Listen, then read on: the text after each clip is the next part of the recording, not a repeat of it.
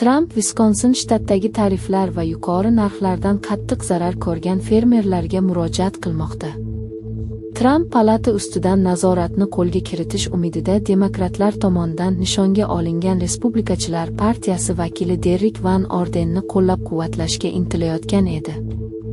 Van Orden Tramp bilan chambarchas bog'langan va uzoq vaqtdan beri prezidentni qishloq amerikaliklar uchun eng yaxshi rahbar sifatida qo'llab-quvvatlagan.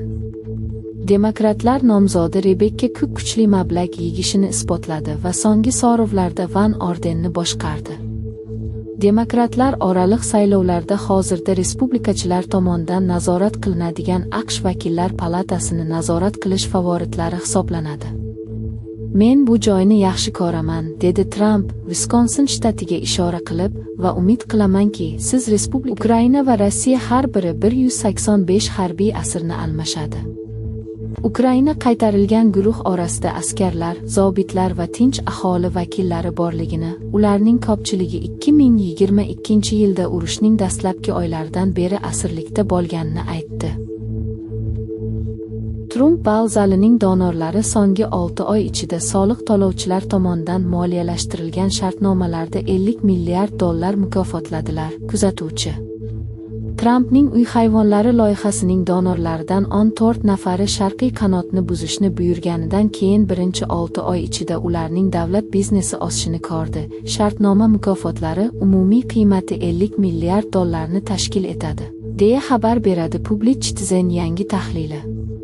Nodavlat notijorat tashkilotiga ko'ra, tegishli vaqt oralig'ida yangi biznesning eng yirik individual oluvchisi mudofaa giganti Lockheed Martin bo'lib, u kuzdan beri yangi yoki rivojlangan davlat biznesidan taxminan $43.8 milliard olgan. Xabar qilinishicha, vaqt oralig'ida o'z xizmatlari uchun yangi yoki yaxshilangan shartnomalar olgan zaliga boshqa hissa Eron Xamenei dushman jang maydonida mag'lubga uchraganidan keyin bo'linishdan suvdi. Xamenei ushbu tahdidlarga qarshi milliy birlikka chaqirdi va jamoatchilik orasida pessimizm yoki umidsizlikni keltirib chiqaradigan har qanday harakat dushmanga yordam berish bilan teng ekanligini aytdi. Isroil armiyasi Livandagi Hizbullohga qarshi hujumlar natijasidan himoyalandi.